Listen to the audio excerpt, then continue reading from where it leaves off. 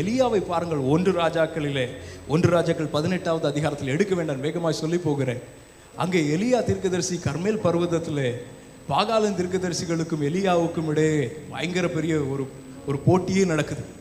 அங்கே எலியா ஒரு தனித்த ஆளாய் நின்று பரலோகத்திலிருந்து அக்கினி இறங்கி எல்லாம் பட்சித்து போட்டாச்சு.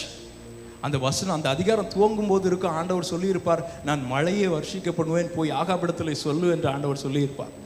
ஆனால் இங்கே கார்மேல் பர்வதத்தில் எல்லா பாகாலின் தீர்க்கதரிசிகளையும் கொன்று விட்டு இப்பொழுது அங்கே மலை உச்சியில் இருந்து எலியா ஜெபிக்கிறான். ஜெபித்து விட்டு அவனுடைய வேலைக்காரனை பார்த்து சொல்லுகிறான், போய் பாரு, சமுத்திர பக்கமாய் பாரு, மேகம் வருதா பாரு. அவன் போய் பார்த்துட்டு வந்து சொல்கிறான், ஒன்றுமே இல்லை. நமக்கு தோணும், என்னங்க அவ்வளோ பெரிய தீர்க்கதரிசி, இப்போ தான் கார்மேல் பர்வதத்தில் அவ்வளோ பெரிய அக்கினியை பரலோகத்திலேருந்து இறக்கி எல்லாருக்கும் முன்னாடி கர்த்தரே தெய்வம் என்று அறிக்கை பண்ண வைத்தவர், இங்கே வந்து ஜெபித்து விட்டு அவருடைய வேலைக்காரன்ட்டு சொல்கிறார், போய் பாருன்னு தைரியமாக சொல்கிறாரு. அவர் வந்து போய் பார்த்துட்டு வந்து சொல்கிறாரு, இல்லை ஒன்றுமே. எவ்வளோ பெரிய அவமானமாக இருந்திருக்கும் பாருங்க.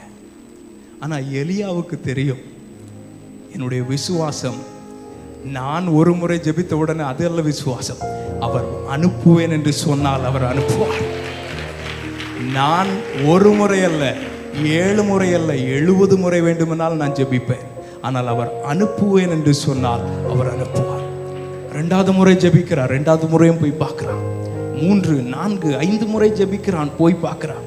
ஒருவேளை எலியா மட்டும், ஆண்டவரே ஒருவேளை நான் தப்பாக கேட்டுட்டேனோ ஆண்டவரே, வாக்குத்தத்தம் ஒருவேளை நான் தப்பாக புரிஞ்சுட்டேனோ ஆண்டவரேன்னு சொல்லி அதில் விட்டுருந்தாருன்னு வச்சுக்கோங்களேன், நமக்கு கதை வேற மாதிரி முடிச்சிருக்கோம். ஆனால் எலியா விடலை. 7வது முறை சொல்கிறார், போய் பாரு. அவன் போய் பார்த்துட்டு சொல்கிறான், ஒரு கையளவு மேகம் தெரிகிறது. அதுக்கப்புறம் எலியா ஜெபிக்கலை. எலியா எழும்புனான், கையளவு மேகம் போதும், அவர் சொன்ன பெருமழை அதிலிருந்து பொழியும். அநேகம் வேளைகளிலே ஆண்டவரே பெருமழை அனுப்புவேன் என்று சொன்னீரே என்று அநேக நாட்களாக ஜெபித்து கொண்டிருக்கலாம். இன்னும் கையளவு மேகம் கூட கண்ணு கெட்டின தூரம் வரைக்கும் தெரியவில்லை ஆண்டவரே என்று சொல்லலாம். உங்களது 7வது முறை சீக்கிரத்திலே வரும் என்று கர்த்தர் சொல்லுகிறார்.